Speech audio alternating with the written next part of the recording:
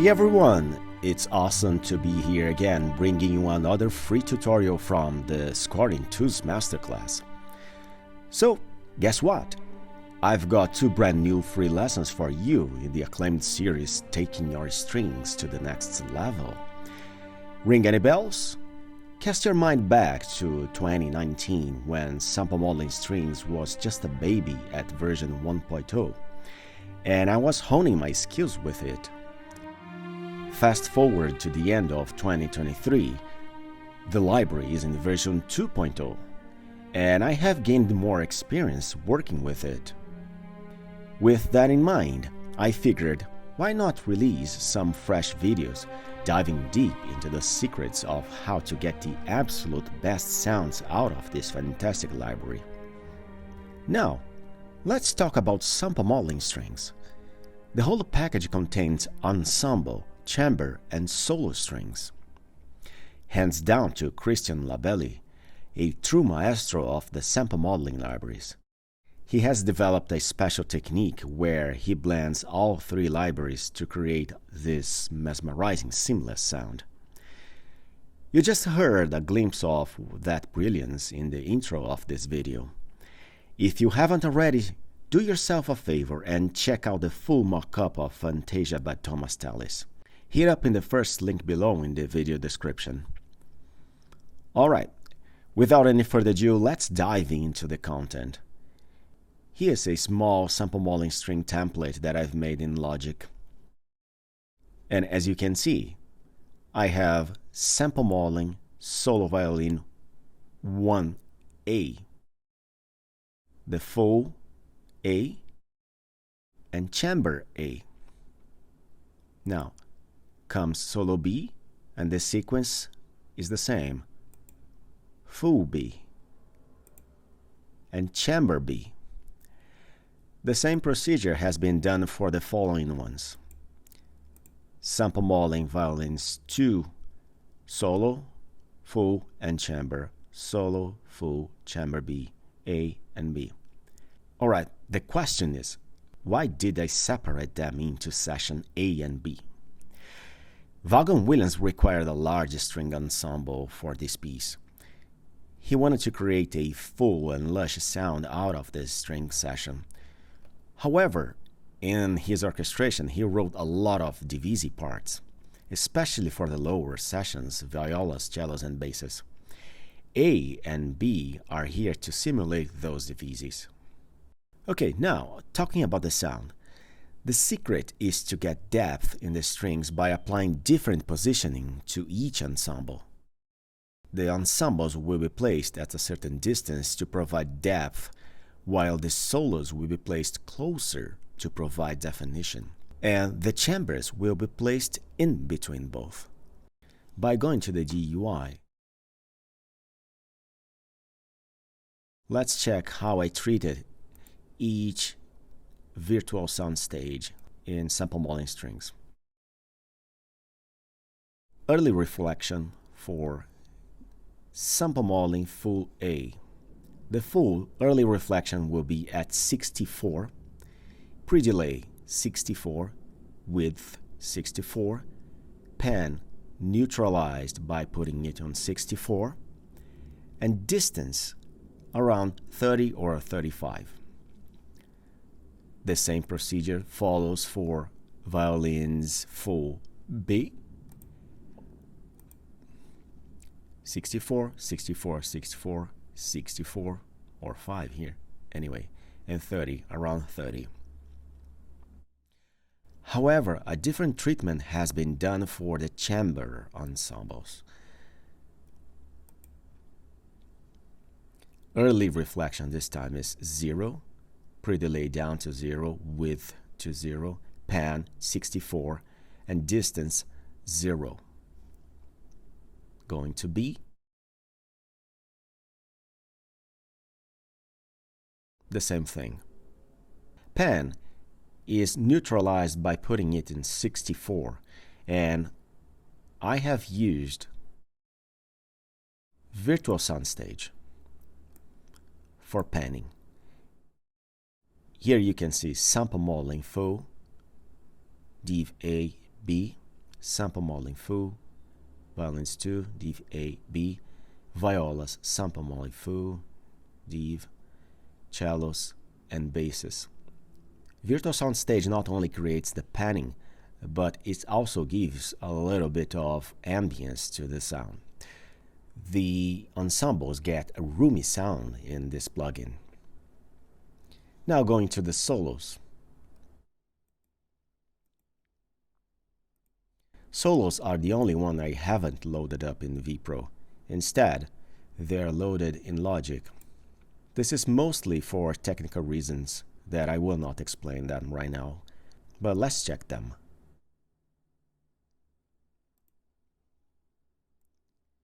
Here, the solos are placed much closer. Remember how the ensembles were placed over here, and solos are placed much closer. Here's the key: depth without losing definition. Full ensembles provide depth, chamber ensembles add a touch of depth and definition, and solos bring that crisp definition. Let's compare each of them. I will play just the full ensembles and see how they sound by themselves.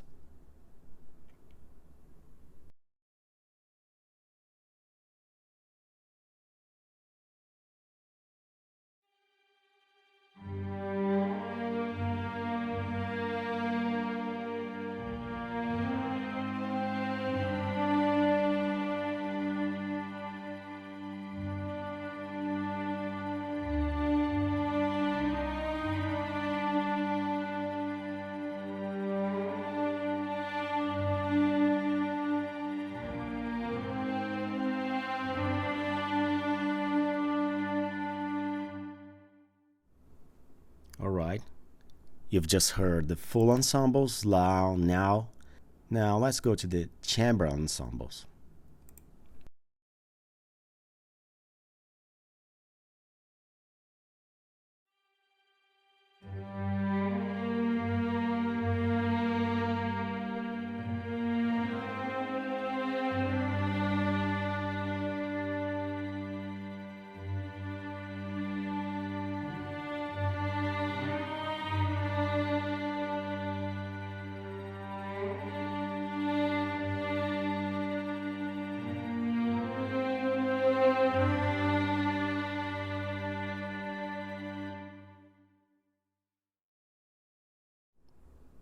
And last, the solos.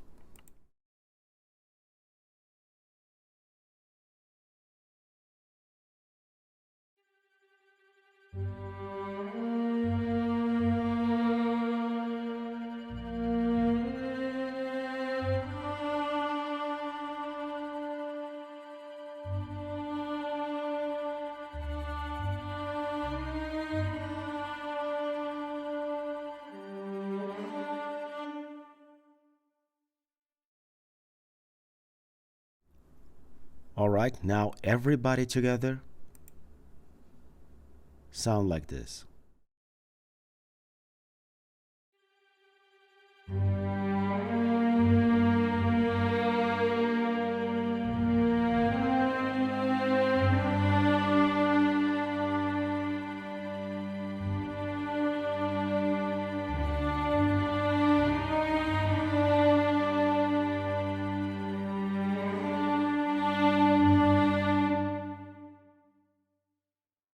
The solos play a major role throughout the piece, especially in the fortissimo part. Here's the beginning of the second part, fortissimo. Let's hear them all.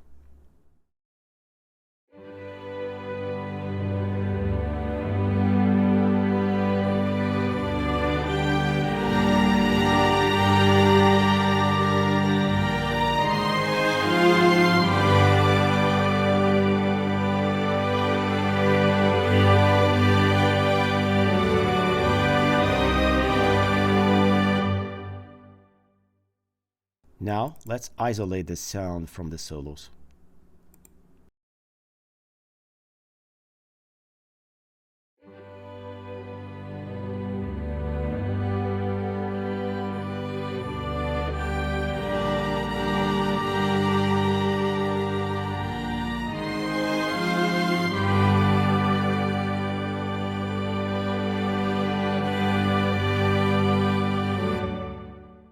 Proceeding to the full ensembles now.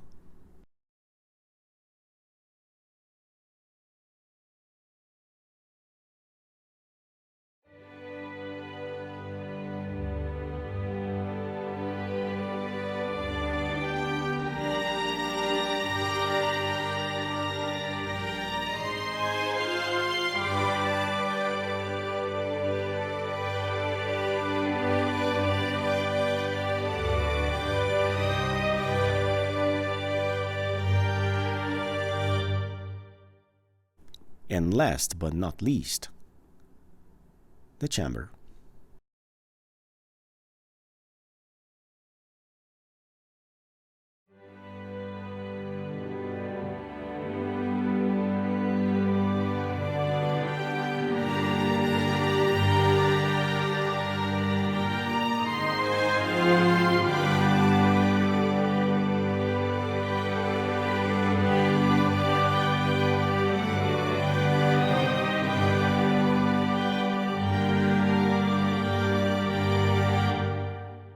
Now let's work on an experiment. Let's play full and chamber without solos.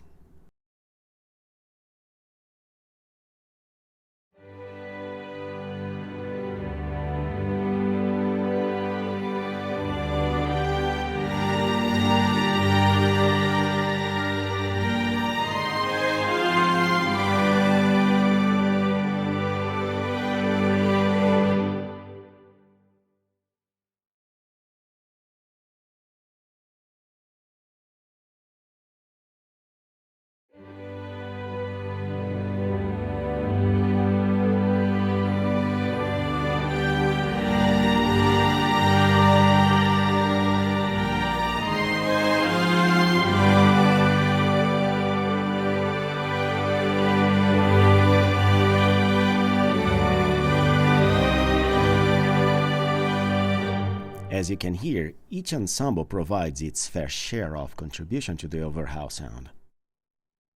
Okay, going back to the GUI.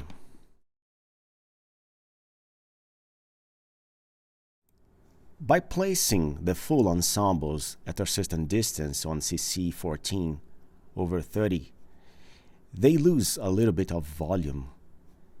And I compensate the volume loss by putting the full at +6, while the chamber and solos are at 0. The same for violins too. +6, 0, 0. Same for viola, cellos, and basses. This is nothing special in terms of mixing. It's just a compensation for the loss of volume.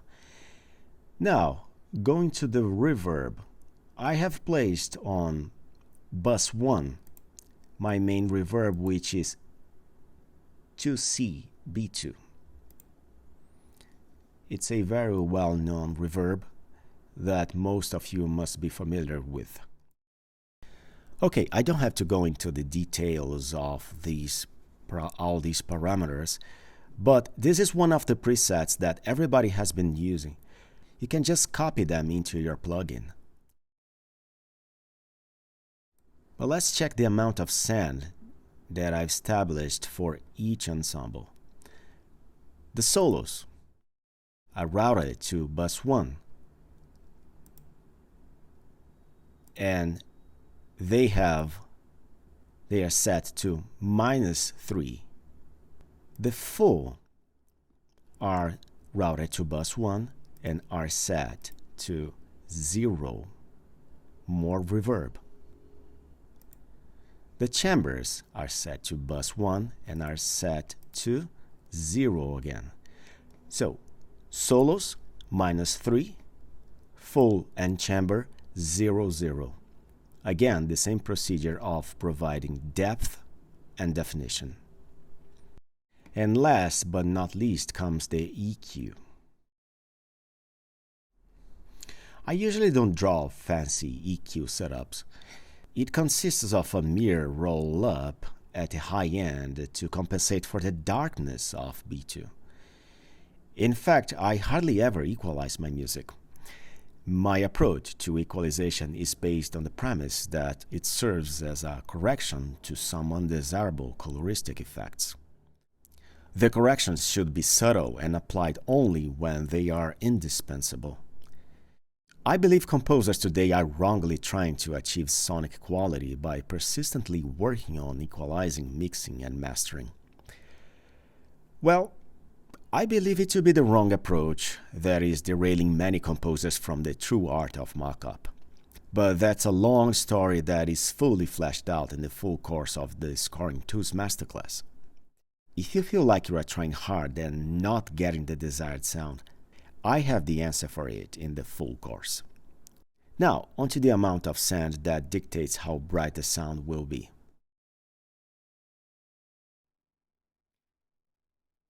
For violins, for the solos, I'm sanding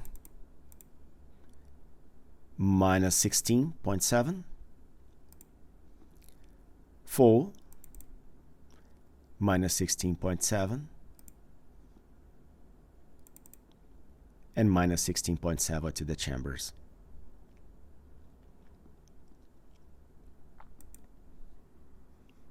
Now, I will play the tutti at the second part. The difference of sound will become more evident with the equalization by selecting them all together.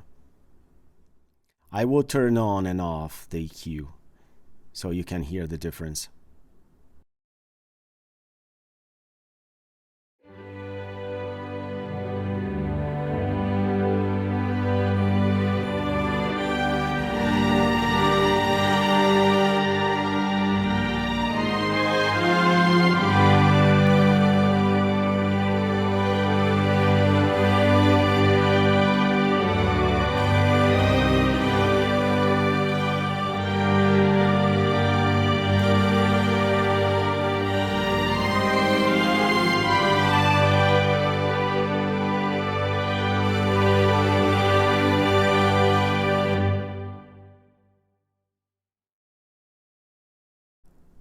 Okay, good. The extra brightness causes another problem. Boosting high frequencies can bring in more bow noise, and too much high end might introduce an undesirable hiss. To prevent this, I turn the bow noise down to 0 or almost 0. CC21 controls bow noise and it's only 4. For B, 8.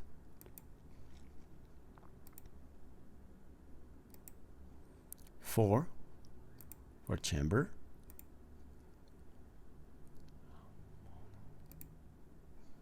and 8. And the same procedure follows to the other string ensembles. But here's a caveat. Keep in mind, it's an unique condition caused by the change in the EQ that I applied. But usually, a certain degree of bow noise is always welcome. Now, here's a crucial element that shapes the sonic vibe in this ensemble mixing technique, and that's CC 100, which takes care of the body impulse response. It's always best to set distinct body impulse responses for each ensemble to avoid the phase effect caused by the sameness of timbre. Chamber A,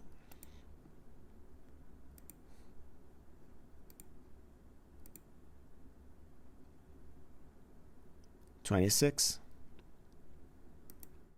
full, 57, violins E4, and down to 0, violins E1. And here's the beauty of it. You don't have to follow verbatim what I do. The key is making sure those body impulse responses are different. That's what's going to bring out the richness in the sound.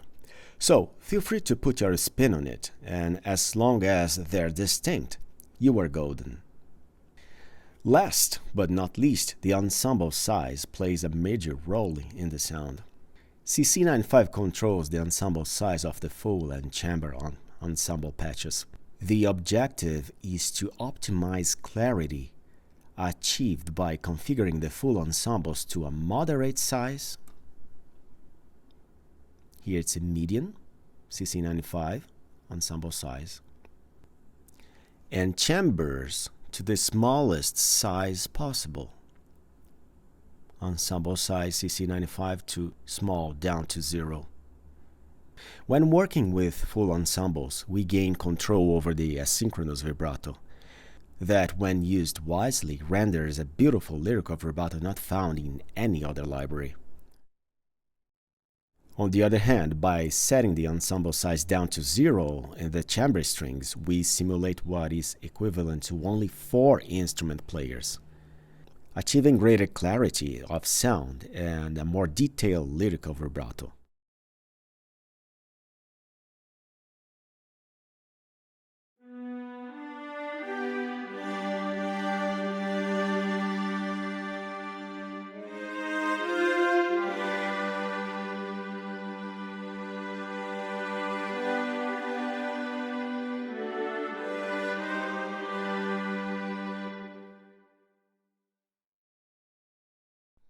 And for the sake of experiment, let's put chamber strings up to 127.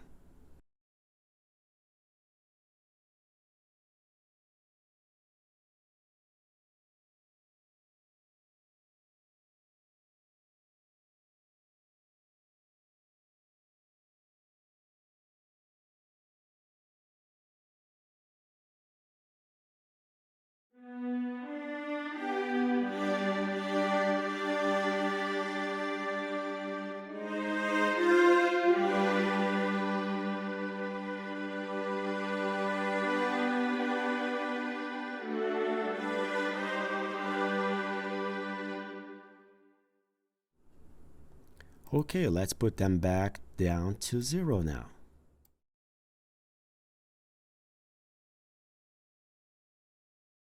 And again, let's hear the difference.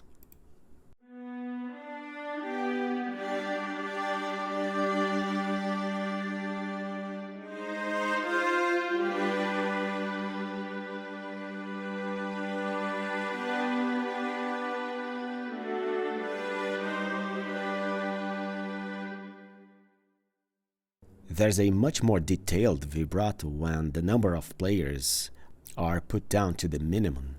Alright folks, here's a breakdown of the Christian sample modeling strings technique. Considering that these settings are experimentations, I encourage you to play around with these variations of this setup. The beauty of this library lies in its flexibility, and the final sound depends on how much depth and reverb you are aiming for. Remember that sample modeling strings are one of the most flexible string libraries on the market.